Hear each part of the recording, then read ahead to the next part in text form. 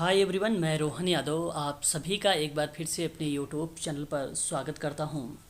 जैसा कि आप सभी लोगों को पता है कि मैं अपने यूट्यूब चैनल पर समाज कार्य के संबंध में संपूर्ण जानकारी प्रोवाइड कराता हूं। और आज की जो हमारी ये क्लास है, समाज कार्य के संबंध में मैं बातचीत करने वाला हूं आप लोगों से। इसके अंतर्गत एक पॉइंट आता है, वह पॉइंट है स्वैच्छिक स्वैच्छिक संगठन। आज मैं आप लोगों से स्वैच्छिक संगठन के बारे में चर्चा करने वाला हूं। और ये जो टॉपिक है, ये topic MP set social work, जिसका एग्ज़ाम 4 जून 2023 को निर्धारित किया गया है, उसमें आप लोगों से यहाँ से प्रश्न श्योर है कि पूछे जाएंगे। और ये टॉपिक स्वैच्छिक संगठन में 14 मार्च 2023 को भी यूजीसी नेट में प्रश्न यहाँ से पूछा गया था। और अभी मैं आप लोगों को दिखा भी दे रहा हूँ, प्रश्न कुछ इस तरीके का था, आप देख भी सकते हैं कि किसी स्वैच्छिक संगठन हेतु बाह्य कार्य परिवेश में कौन से भाग हैं। सरकार है ऑप्शन ए में, पॉइंट बी था आपका फंडिंग, और पॉइंट सी है आपका स्टाफ, पॉइंट डी है आपका अन्य स्वैच्छिक संगठन, और पॉइंट ई है नेटवर्क। और सही उत्तर का हमें कोड के माध्यम से यहाँ पे चुनाव करना था। तो ये पेपर में जो प्रश्न आप देख रहे हैं, ये 14 मार्च 2023 का पेपर था, ये उसमें ये प्रश्न पूछा गया था, है ना। तो आगामी परीक्षाओं में भी आप लोगों से ये प्रश्न पूछे जा सकते हैं यहाँ से। तो एमएसडब्ल्यू बीएसडब्ल्यू के लिए भी इम्पॉर्टेंट क्लास है, आप लोग इसको ध्यान से सुनिएगा। जैसे अगर हम बात करें स्वैच्छिक संगठन से क्या अभिप्राय है, तो आप बताइएगा कि स्वैच्छिक संगठन जो है कुछ व्यक्तियों द्वारा बनाए जाते हैं, प्रायः मानव सेवा और सामाजिक विकास ही उनका लक्ष्य होता है। ऐसे संगठन अपने कामकाज और प्रशासन में सरकार या अन्य बाहरी दबावों से मुक्त होता है। तो ये प्रक्रियाएं बेसिकली स्वैच्छिक संगठन के अंतर्गत आती है। अगर आपसे प्रश्न पूछ ले कि स्वैच्छिक संगठन का मतलब क्या है, तो मैं आपको बताऊं, भारतीय संस्कृति में धर्म, नैतिकता, परोपकार और परलोक में विश्वास करने की भावना से शुरू से ही ये चीज़ें व्याप्त थी। तो दीनहीनों की, अतिथियों और संकट में पड़े मनुष्य ही नहीं बल्कि जीव जंतु और पशु पक्षियों की सेवा करना पुण्य का कार्य माना जाता था। और ये बात स्वैच्छिक संगठन के परिचय के अंतर्गत अगर मैं जिक्र कर रहा हूँ तो भारतीय संस्कृति में देखने को मिलता है। यहाँ तक कि कौटिल्य ने भी ये कहा था कि प्रत्येक सभ्य समाज के नागरिकों और वहाँ के राजा को वृद्ध, निशक्त जन, रोगी, बच्चे और महिलाओं के प्रति सहयोग और सहानुभूति की भावना रखनी चाहिए। कौटिल्य ने भी स्वैच्छिक संगठन को रिप्रेजेंट करते हुए इनके बारे में जिक्र किया था। तो आगे अगर हम बात करें तो प्रश्न बने कि स्वैच्छिक संगठन की विशेषता बताइए। तो स्वैच्छिक संगठन जो है लोक कल्याण के लिए बनाए जाते हैं। स्वैच्छिक संगठन प्रायः ना लाभ ना हानि के आधार पर चलाए जाते हैं। अधिकांश संगठन किसी विशेष क्षेत्र या विषय या समस्या पर ध्यान केंद्रित करते हैं और उनका लक्ष्य, उद्देश्य निश्चित होता है। अगर प्रश्न पूछेगा कि स्वैच्छिक संगठन का उद्देश्य क्या होगा, तो सहानुभूति के साथ मानव कल्याण और सामाजिक विकास में योगदान देना, परिस्थितियों के अनुकूल स्वयं को ढालकर कार्यक्रमों का सफल क्रियान्वयन सुनिश्चित करना और मजबूत आर्थिक विकास के साथ सामाजिक समस्याओं से निपटने के लिए स्थानीय संसाधनों का विकास करना, ये आपके उद्देश्य होंगे स्वैच्छिक संगठन के। वहीं अगर हमसे बात करेगा कि स्वैच्छिक संगठन के अंतर्गत कार्य बताइए कौन कौन से कार्य आते हैं, तो युवा कल्याण सेवाएं आती हैं और बाल कल्याण सेवाएं आती हैं, महिलाओं के लिए कल्याण सेवाएं आती हैं, वृद्ध और कमज़ोर लोगों के लिए सेवाएं आती हैं, सामाजिक सुरक्षा की सेवाएं आती हैं, दिव्यांग लोग हैं उनके लिए कल्याण सेवाएं आती हैं, सामान्य समुदाय कल्याण सेवाएं आती हैं। तो कार्य क्या है, बाल हो गया, युवा हो गया, महिला हो गया, वृद्ध हो गए, सामाजिक सुरक्षा के संबंध में हो गया, दिव्यांग हो गया और सामान्य समुदाय हो गया। ये बेसिकली कार्य के रूप में या फंक्शन के रूप में जाने जाते हैं स्वैच्छिक संगठन के कार्य। अब स्वैच्छिक संगठनों की समस्याएं क्या होती हैं, जैसे स्वैच्छिक संगठनों में योग्य और प्रशिक्षित कर्मियों की कमी एक प्रकार की समस्या है। उन संस्थानों का कार्य मुख्य रूप से समाज सेवा है।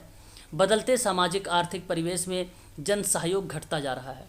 अब पहले लोग समाज सेवी संस्थानों के तन मन धन से मदद करना पुण्य का काम समझते थे, लेकिन अब ऐसा नहीं है। ठीक है, तो ये एक प्रकार से समस्या के रूप में भी आप देख सकते हैं। आगे बात करेंगे स्वैच्छिक संगठन के अर्थों में। ध्यान दीजिएगा। स्वैच्छिक को जो है वॉलंटरी के नाम से जानते हैं। ये जो शब्द है लैटिन शब्द से बनाया गया है, तो यहाँ अगर हम बात करें तो वॉलंटरिज्म से लिया गया है लैटिन शब्द के, जो मूल रूप से जो है वॉल्टॉस से विकसित हुआ है और इसका अर्थ होता है इच्छा या स्वतंत्रता।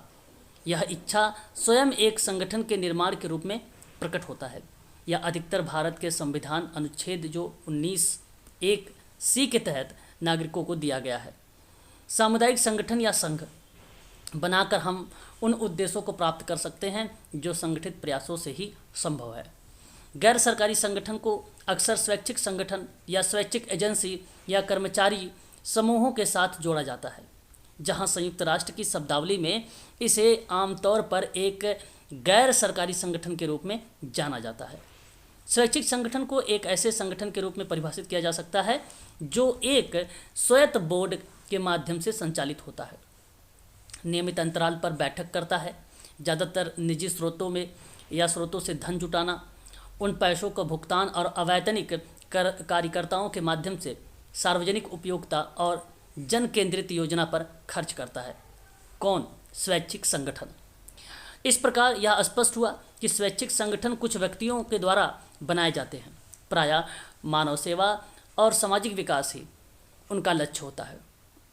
ऐसे संगठन अपने कामकाज और प्रशासन में सरकार या अन्य बाहरी दबावों से मुक्त होते हैं। यह समाज कल्याण संगठन और एजेंसी लोकतंत्र के आधार स्तंभों में से एक है। लोक कल्याण के बृहत्तर उत्तरदायित्व की पूर्ति केवल राज्य के प्रयासों से ही संभव नहीं है, बल्कि स्वैच्छिक संगठन उस कार्य में सार्थक भूमिका निभा सकती है। अब बात करेंगे हम लोग स्वैच्छिक संगठन के कुछ परिभाषाओं पर। जैसे कि आप देख रहे हैं स्मिथ और फ्रेडमैन का, ये स्मिथ और फ्रेडमैन की परिभाषा है कि स्वैच्छिक संगठन औपचारिक रूप से संगठित और तुलनात्मक रूप से अस्थायी द्वितीयक समूह होते हैं, जो औपचारिक और अस्थायी और प्राथमिक समूहों से अलग होते हैं, जिन्हें हम प्रायः देखते हैं, वह स्वैच्छिक संगठन कहलाता है। दूसरी परिभाषा है डेविड एम सेल्स की। स्वैच्छिक संगठन ऐसे सदस्यों का समूह है जो कुछ सामान्य हितों को प्राप्त करने के लिए स्वैच्छिक आधार पर संगठित होते हैं और राज्य के नियंत्रण के लिए बिना कार्य करते हैं। राज्य के नियंत्रण के बिना कार्य करते हैं, ये भी एक प्रकार का स्वैच्छिक संगठन है। ठीक है, आगे अगर हम बात करते हैं तो एक परिभाषा आती है स्वैच्छिक संगठन में लॉर्ड बीवरेजी का नाम। इन्होंने कहा है कि स्वैच्छिक संगठन वह है जिनके कर्मचारियों को भुगतान किया जाता है या भुगतान नहीं किया जाता है और बिना किसी बाहरी नियंत्रण के अपनी पहल से काम करते हैं और परिस्थिति या प्रसक्ति की प्रक्रिया को संचालित करते हैं या परिस्थिति बताते हैं या होती है, इन्वॉल्व होती है, वह क्या होती है? स्वैच्छिक संगठन होता है ना।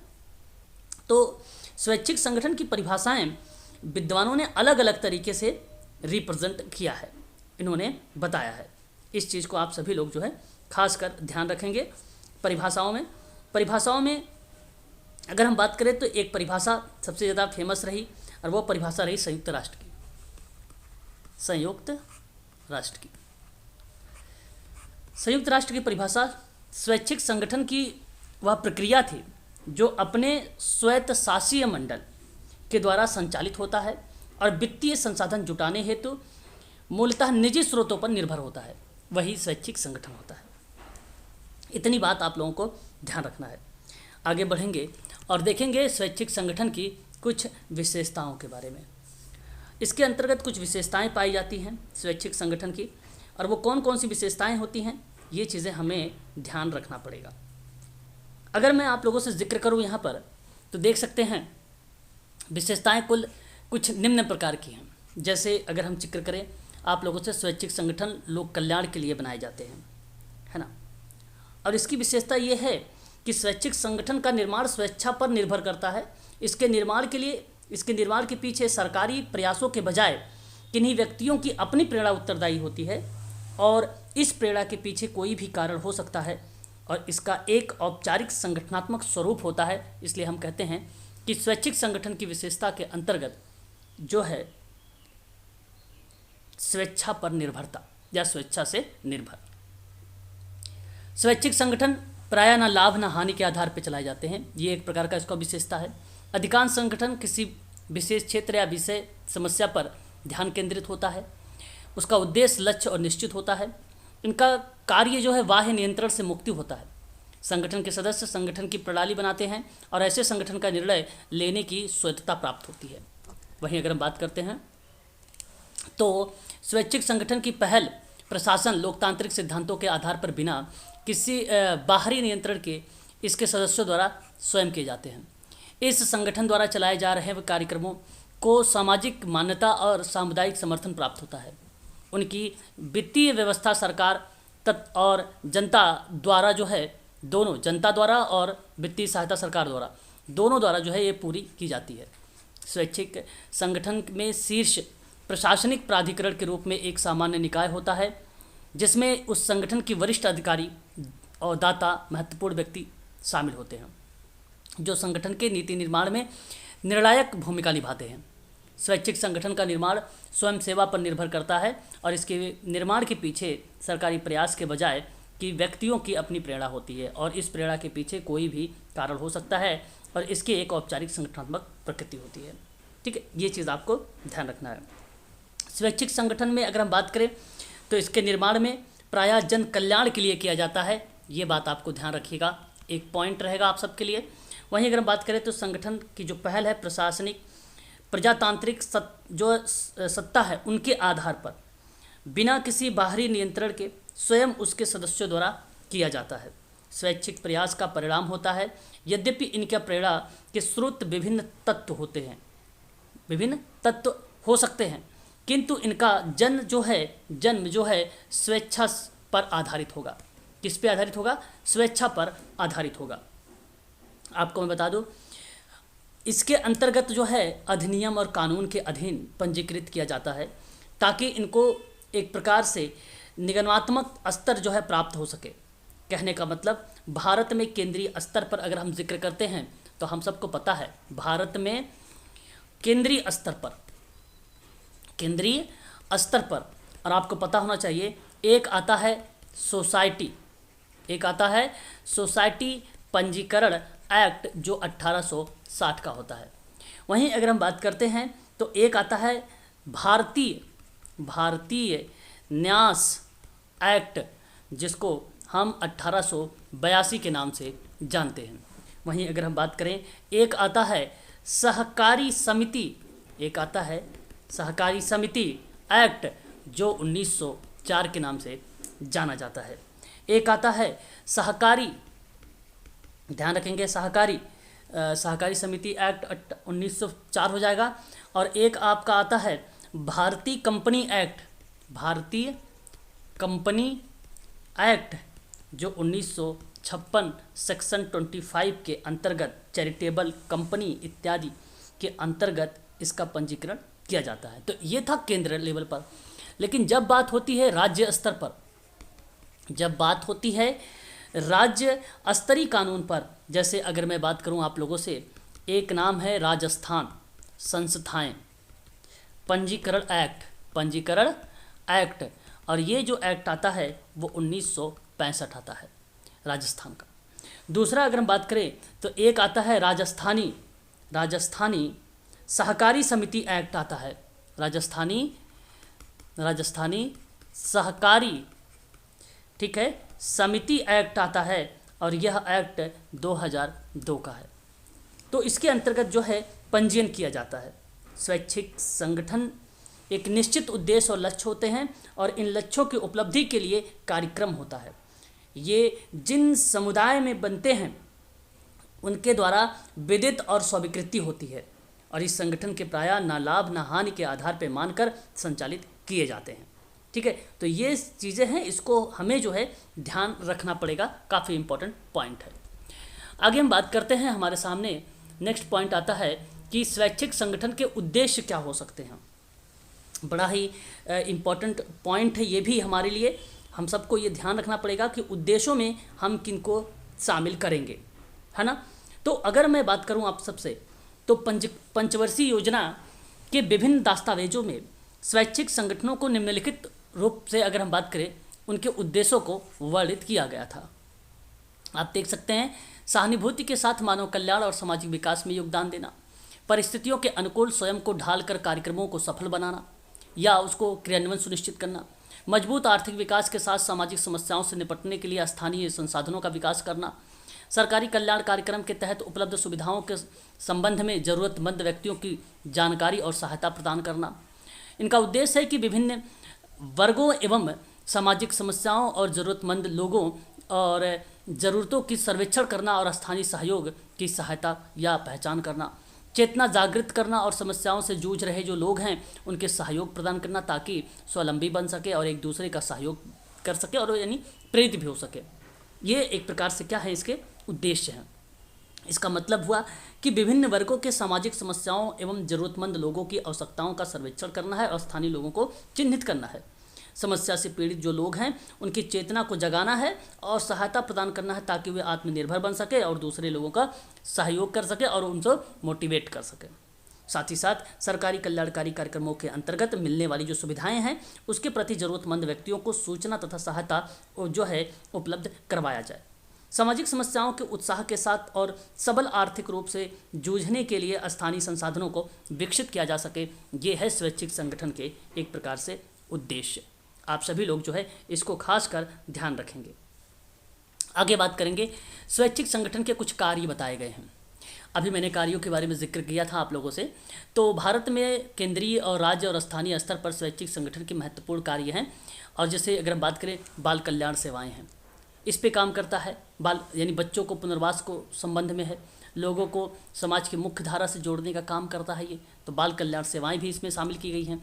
साथ ही साथ युवा कल्याण के भी कार्यक्रम शामिल किए गए हैं। ठीक है, यहाँ आप देख रहे हैं केंद्रीय समाज कल्याण बोर्ड, जिसकी स्थापना 12 अगस्त 1953 को हुई थी डॉक्टर दुर्गाबाई देशमुख के द्वारा। ठीक है, ये भी बात आपको ध्यान रखना है, ये युवा कल्याण को ही रिप्रेजेंट करेगा। वहीं अगर हम बात करते हैं तो हमारे सामने आता है महिलाओं के लिए, वृद्ध के लिए और सामाजिक सुरक्षा और दिव्यांगजनों के लिए, समान समुदाय के लिए। तो ये आपका एक प्रकार का बन जाता है कार्य, इस तरीके से वो कार्य करता है। इनके बारे में मैंने आप लोगों को कई बार जिक्र भी किया है। इसकी PDF मैं आप लोगों को दे दूंगा, आप लोग देख लीजिएगा, एक बार टेलीग्राम पर मिल जाएगा। वहीं बात करते हैं स्वैच्छिक संगठन के प्रकार में भौगोलिक स्तर पर डिवाइड किया गया था, एक अंतर्राष्ट्रीय स्वैच्छिक और एक राष्ट्रीय और एक स्थानीय स्तर पर। ठीक, एक इंटरनेशनल लेवल पर है, एक नेशनल लेवल पर है और एक लोकलिटी के आधार पर बनाया गया है। इसके जो है 3 प्रकार। कार्यक्षेत्र के आधार पर अगर हम जिक्र करते हैं तो हमें मिलता है स्वैच्छिक संगठनों में मुख्य जो है इसके कुछ क्षेत्र हैं, जैसे समाज कल्याण हो गया, महिला एवं बाल विकास हो गया, आदि विकास हो गया, आदिवासी विकास हो गया, वन एवं पर्यावरण, शिक्षा एवं खुदाई शिक्षा, ठीक है, नाश जो है मुक्ति, दिव्यांगजन कल्याण या परिवार कल्याण, पुनर्वास इत्यादि को जो है शामिल किया गया है। कार्यक्षेत्र के आधार पर भी एक टाइप बन जाता है, ये भी प्रकार के रूप में, है ना। स्वैच्छिक संगठनों की समस्या क्या हो सकती है, समस्याएं के बारे में मैंने अभी आप लोगों से जिक्र भी किया था, वही समस्याएं यहाँ पर भी आप लोग लिख सकते हैं, मेंशन कर सकते हैं शुरुआत में, है ना। तो ये थी क्लास आज की हमारी स्वैच्छिक संगठन के संबंध में। यदि आप इसके बारे में अधिक जानकारी चाहते हैं समाज कार्य के संबंध में, UGC नेट हो या MP सेट हो, तो आप संपर्क कर सकते हो 8506031308 पर कॉल कर लीजिए, या आप व्हाट्सएप के माध्यम से मुझे जो है मैसेज के माध्यम से भी आप जानकारी प्राप्त कर सकते हैं। तो आज के लिए बस इतना ही, और ये आज का जो टॉपिक था स्वैच्छिक संगठन था, वेरी वेरी मोस्ट इंपॉर्टेंट। एक प्रश्न श्योर है कि आप लोगों से एग्जाम में यहाँ से पूछा जाएगा।